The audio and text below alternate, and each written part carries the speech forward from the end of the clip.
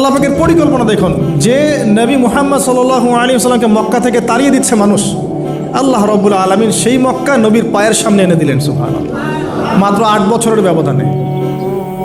যে বদর যুদ্ধে মুসলিমদেরকে একদম নিঃশেষ করে দেওয়ার প্ল্যান করা হয়েছে, ওই বদরেই আল্লাহ রাব্বুল আলামিন আবু জাহেলের মৃত্যু লিখে রাখলেন। যে ইউসুফকে কুয়ায় ফেলে দিল তার ভাইরা, সেই ইউসুফকে আল্লাহ পাক সেখান থেকে কারাগার, রাজপ্রাসাদ, সেখান থেকে কারাগার, সেখান থেকে আবার নিয়ে আসলেন মিশরের পলিটিক্যাল পাওয়ার। আল্লাহর পরিকল্পনা। যে ইয়াসরিব একসময় ইহুদিদের দাপটের জায়গা ছিল, ওই ইয়াসরিব মুসলিমদের করতলগত করলেন আল্লাহ পাক হিজরত করিয়া। বাদশাহ নাজাশী আবিসিনিয়ায়, আমি তো মালয়েশিয়াকে কাবিসিনিয়া মনে করি, এখানে মাশাআল্লাহ এরকম পরিবেশ আছে, শান্তিপূর্ণ ইসলামী পরিবেশ। বাদশাহ নাজাশীর এরকম পরিবেশ ছিল।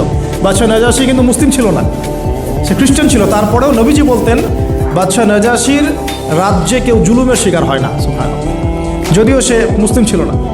ওখানে ইসলাম নিয়ে গেলেন আল্লাহ পাক, ওখান থেকে পুরো আফ্রিকা ইসলাম ছড়িয়ে পড়লো, সুবহানাল্লাহ।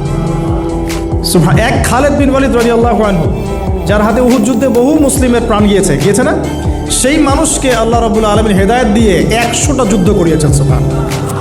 আল্লাহ পাকের পরিকল্পনা আমরা বুঝতে পারবো না।